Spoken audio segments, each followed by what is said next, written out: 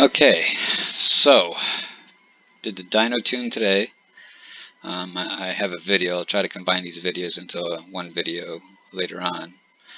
But anyway, so I did a mod on my intake and I didn't have time to tune it, so I just kind of added 5% to the base pulse width to make sure it wasn't too lean up top, because I expected to have more top end even though I was going to lose some bottom end power, and I was willing to sacrifice that. So now let me show you the mod I did, and I'm going to show you 3 pictures, and then I'm going to show you the dyno tuning results.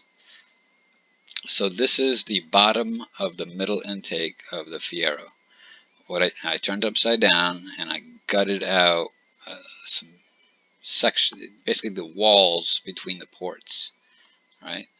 So here's a bigger view, so you can see like air is basically able to travel across these ports, effectively putting like a pocket of air and creating short runners into the heads. And I didn't touch the lower intake because I didn't want to go through the trouble of removing the lower intake, because I was actually considering also gutting out the lower intake, but yeah, that was going to be too much time and I was limited on time.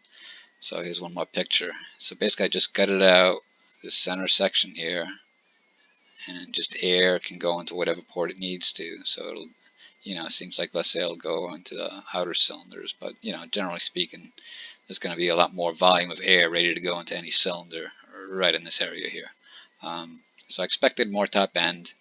I blindly added 5% to my base pulse width so that it would just add 5% across the board, and I knew I'd lose some power down low. So let's see the results of the dyno graph. So here's the dyno, and this green one is where I was about a month ago, and you can see I had a lot more torque from about 2800 to about 4400 RPM. I had more torque, so the whole mid-range I lost. Well, coming into today with my blind tune is the red line. This is what I walked into the dyno with. So I lost a wicked lot of torque. Like, this is a peak of 188, as you can see, the red, and I was at almost 210 foot-pounds. And these numbers are basically without disabling my alternator. This final number is also in addition to disabling the alternator. So anyway, let's get back to the numbers. So yeah, didn't know my fuel, but it looked like I was rich, so we started leaning out my fuel, and I was able to get most of my torque back up to 201, almost 202 foot-pounds, and it was actually 170 and some change. But this is I gained an extra 2.5 horsepower by disabling the alternator, and kept me over 200 foot-pounds of torque. The big gain on the alternator disable was somewhere around 5,000 RPM.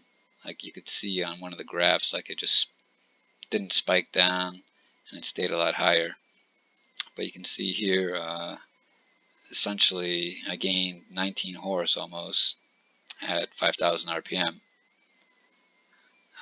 So you can see this horsepower number, and now my peak horsepower seems to be right at 4,900 RPM, which is the advertised peak of the cam. Before, my peak horsepower was at 4,600 RPM. So this mod, even with the poor fueling, the poor fueling, I lost 6 horsepower, but really I lost a lot more horsepower, right? But I picked up some horsepower on the top end, right? So, basically I'm making about 180 horsepower, right? At, let's see, yeah, what am I? So that must be a torque number right there, not horsepower. Horsepower numbers on the inside, okay, yeah. But anyway, you could see that the horsepower graph just moved up. And if you look at 6,000 RPM, right? Let's look at the green one when I didn't have the runner mod. So at 6,000 RPM, I was making roughly 115 horse. Make sure that's no, I'm sorry, the horse number's up here. That was torque. 115 torque and 100 and I call it 28 horsepower. And now I'm actually making about 150 horsepower. So I basically gained 22 horsepower at 6,000 RPM, which I think is really amazing. And you know, my drop clutch is between 3,600 and 4,000 RPM. Alright, so I'll have to definitely make it 4,000 plus so that I stay in my torque range, because I did lose torque because I don't want to dip down to 3,000 RPM and lose torque. I want to be right in my power band, and now I'll keep gaining past 4,600, and I can gain basically to 5,000 RPM and still keep going because my drop off ain't as much. So it's going to greatly improve my first gear launch, because first gear I wind it out right to 6 grand, and same with second gear. So that's really going to let me pick up a lot of power on the track. And then by the time I get into third gear, it's going to put me right back down to about 4,000 RPM.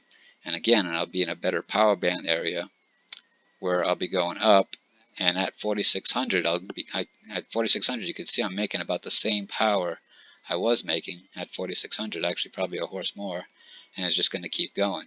So I can really extend my back straightaway speed now because I got more top end. So I'm really looking forward to racing on Sunday, July 7th. So that's going to be real interesting. See ya.